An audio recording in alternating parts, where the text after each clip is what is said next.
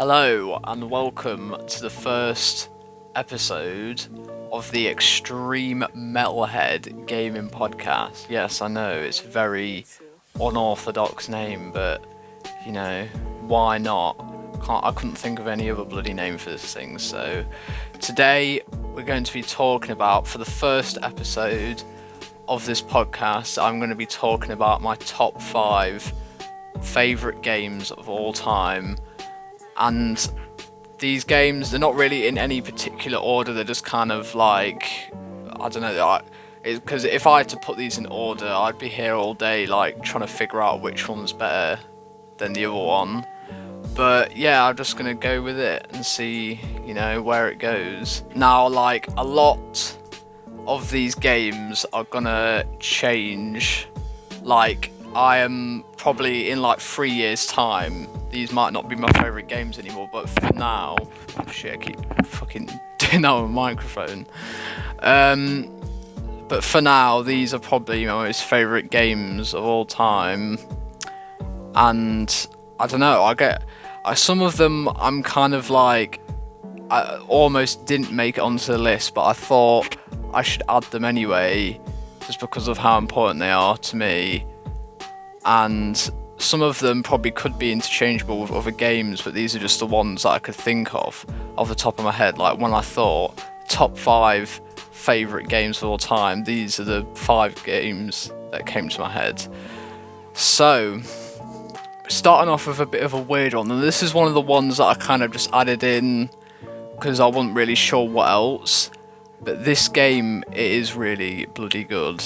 It's Infamous. That was on PS3. I think it came out 2009, I think. And I remember a lot of it, this is a reoccurring thing, a lot of these games on this list I played when I was quite young. Not like really young, but younger than I am now. So that's a lot of the reasons why I like these games so much, is just the nostalgic like value that I have for them. But yeah, Infamous. So this game, I think, came out 2009 on the PS3, PlayStation 3 exclusive game, and mate, it's so bloody good. To be fair, Infamous 1 and Infamous 2 are both good. I could probably have changed this to Infamous 2, but whatever, I've done the third. I'm going to talk about the first one. The first Infamous game was, I don't know, it was in that weird era of games in the PS3 where every game had to have like a brown filter. Every game had to be sort of gritty and just really dark. I mean, Infamous isn't too dark, but it has got its dark moments. And in this game, you play as it's kind of like a post-apocalyptic, apocalyptic superhero game or supervillain game. Because in this game, there's like a karma system. You can either be a hero or a villain, and that's probably one of the best things about this game, is the fact that you can choose whether to be good or bad. You can be a superhero or a supervillain. It is completely up to you, and the choices that you make actually do affect the story. Like, whether you're a good guy or a bad guy, it will affect what happens in the story. Probably like more in the second one it affects the story, because in this one you kind of do get like the same ending, like the same thing kind of happens, but it's just a little bit different. But in the second one, the story plays out completely differently. But in this one, it's kind of it plays out kind of similar, dependent, like, no matter what one you choose. And it's just an amazing game. Like, I really want them to do a remaster or remake of this game. The gameplay is so good. You've got electric powers, and it just feels so nice to play. Good gameplay. The map, one thing, this might be just a me thing, but it's quite a small map as well, which I kind of like. And because of all the traversal stuff you have, like, you can like jump on like train tracks, and because you've got electric powers, it will like glide you along. You've got like air thrusters that you can make you hover in the air. I think that's kind of it. You can like parkour across buildings and stuff, and it honestly, the map really like lends itself to the gameplay really well. The story is really good. You play as Cole McGrath. He what happens is he's a bike messenger, and he gets this package delivered to him, and it turns out it's this like huge like bloody bomb that goes off. But when it goes off, it sets off, basically the bomb gives him his powers, and it also gives other people that have this sort of like superhero gene, it gives them their powers as well. It's kind of like some people have the superhero gene, some people don't, and the people that do, this bloody like bomb that's gone off has set off their powers, and they've activated their powers, I guess I'll call it. And it's a good story, good gameplay, and it actually, to be fair, if the graphics were better, I think this game would have aged really well. Like, I think the only thing holding it back is like the 2009 graphics. If this game released today with updated graphics and maybe like a bigger map or whatever, I think it would do really well. Anyway, it's enough talking about that game now. So I've gone for a bit of a different type of game for the second choice, but a lot of people will know it. It's called GTA 4. Obviously, it's one of like the biggest games in the world, and it's just I like it more than GTA 5, and I think it's because it's such a dark story. Again, this is like a 2008 game. Like I said, a lot in this era of gaming, it was a lot of dark and gritty stories, and this one was done really well, and it's probably one of the best stories in a GTA game ever.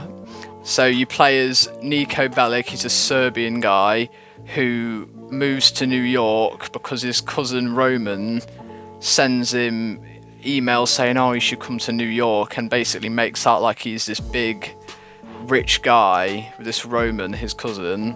Turns out he isn't, but that's not really the main part of the story. The main part of the story is that Niko is a Serbian war veteran, and he was betrayed by he was betrayed by one of his friends in his, I think it was in a village that he lived in. He got betrayed in the war, some sort of, I'm not 100% sure, to be honest, but basically the reason he's come to New York, or Liberty City as it's called in the game, is to try find the person that killed all his old friends from where he used to live, pretty much. It's kind of like a revenge story, but the story doesn't revolve around the revenge. That's kind of just like motivation for what happened. It's hard to explain. It's kind of like the revenge part is kind of kicked to the side, but it's there to kind of serve the reason as to why he's come to New York,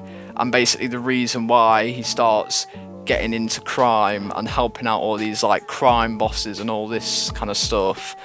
And it's honestly so good. Like the gameplay, I think it even outdoes GTA 5 some ways with the gameplay. Like the ragdoll physics were way more updated. I mean, if you think about San Andreas, there wasn't any ragdoll physics at all. Like when you crash into a car or whatever, or get run over, your character it does the same animation, like no matter what.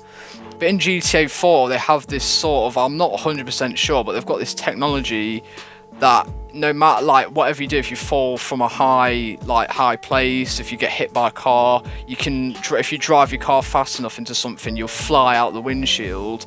And the ragdoll physics are bloody amazing, because no matter what you do, it'll always be different every single time, because it's kind of like an engine that simulates real life. To be honest, I have no idea how it works, but I think that was really cool, and the story's just amazing. The shooting is so good. I think it's 10 times better than the GTA 5 shooting.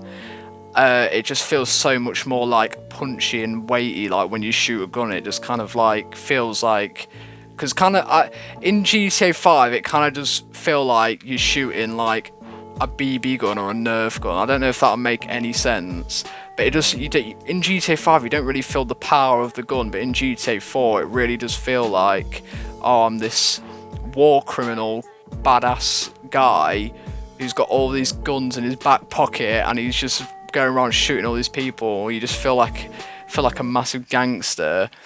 And yeah, I'll try not to spend too much time speaking on each game, because I've got quite a few to go through, but I just kind of want to glance on that. GTA 4 is an amazing game and an amazing GTA game, and I think also the thing that I like about it so much is the fact that it's what I used to play. It's a GTA game I grew up on pretty much. I mean, a lot of people grew up on San Andreas. Well, I grew up on GTA 4, and obviously I probably shouldn't have been playing it when I was that young, but oh well.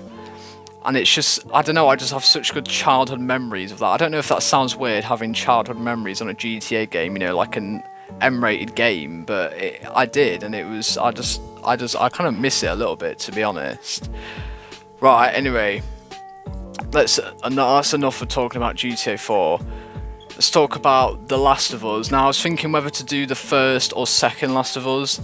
I think both games are phenomenal.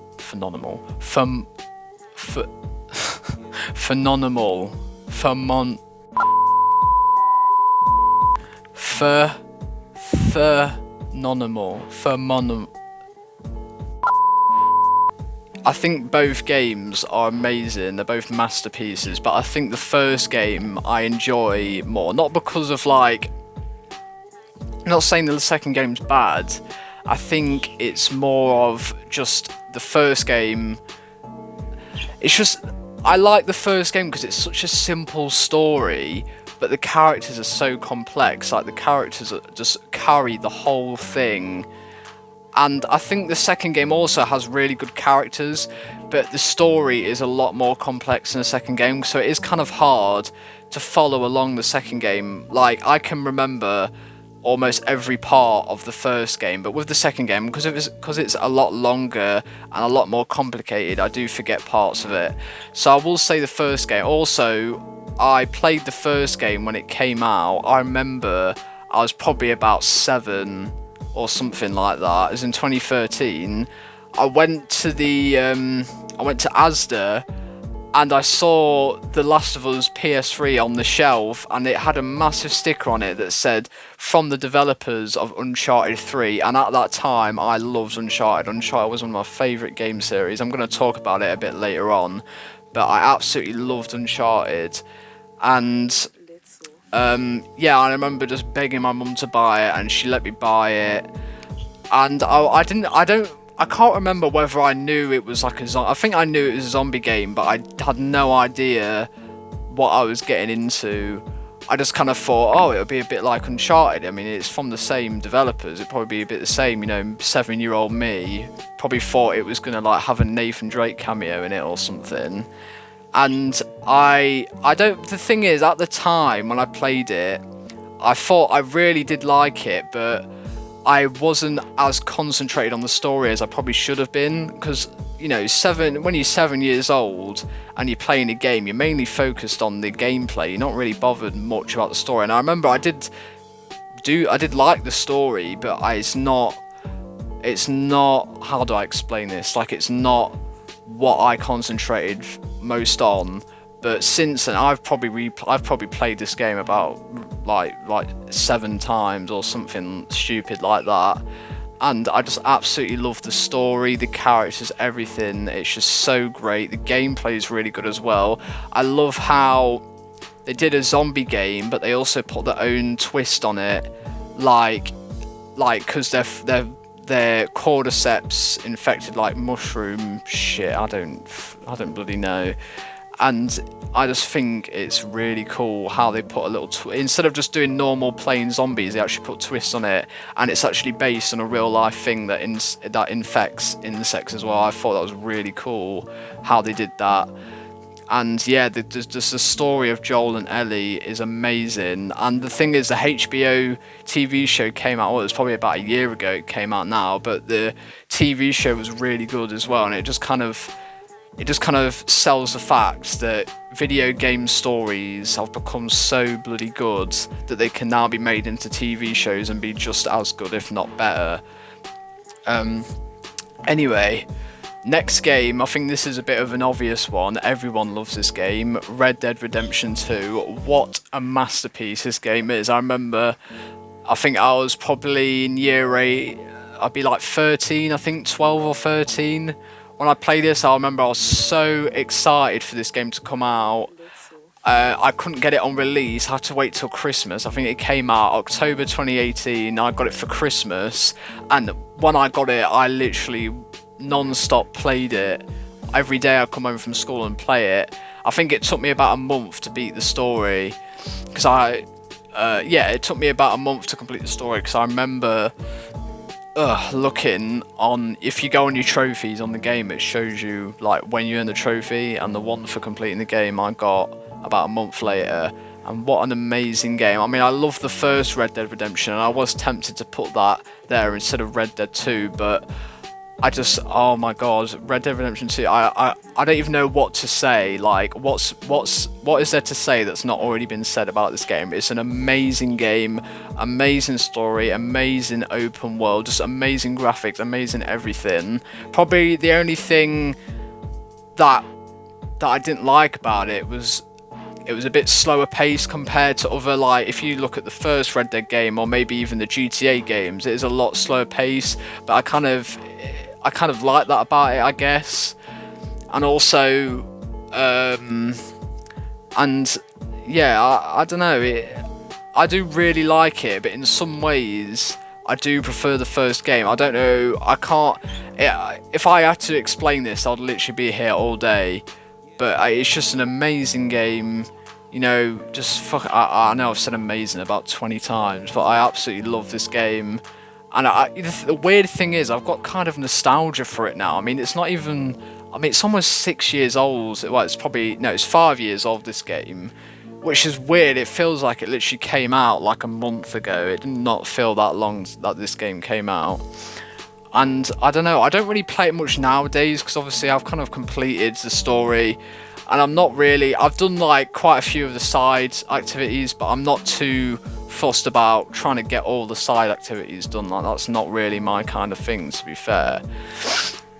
Right, finally, I'm gonna have to be quick with this.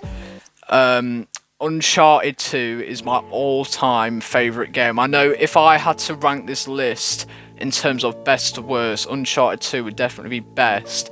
I remember, there's a lot of I remembers in this podcast. It was the first ever game I ever had on my PS3.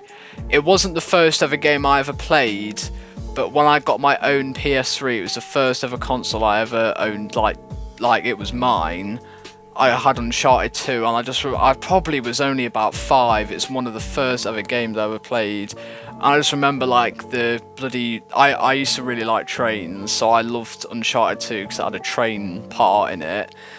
And the beginning of the game where you watch the cutscene and Nathan Drake's in the train and he looks out the window and he turns out it's dangling off a cliff and you've got to climb up the train or whatever. There's also the part where, you know, where it's the flashback showing what happened, where you're on the train fighting people, you get on a bloody tank on the train, there's a tank on the train, and you start shooting at this bloody helicopter. It's bloody ace, it's an ace game.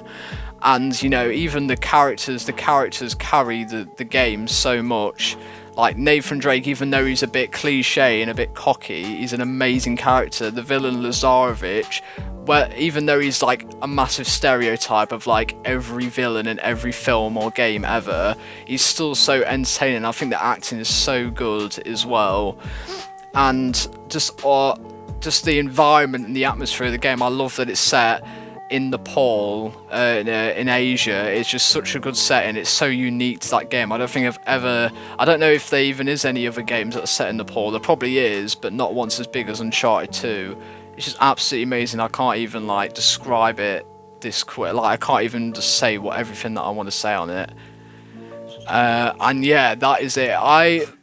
Maybe one day I'll do an updated video on this. Maybe even provide a bit more context on why I like these games so much. I know it's been a bit quick, like I've only spent probably like a few minutes on each game, but thanks for joining me on the first ever episode of this podcast. There'll be a lot more to come soon, and yeah, thank you for watching.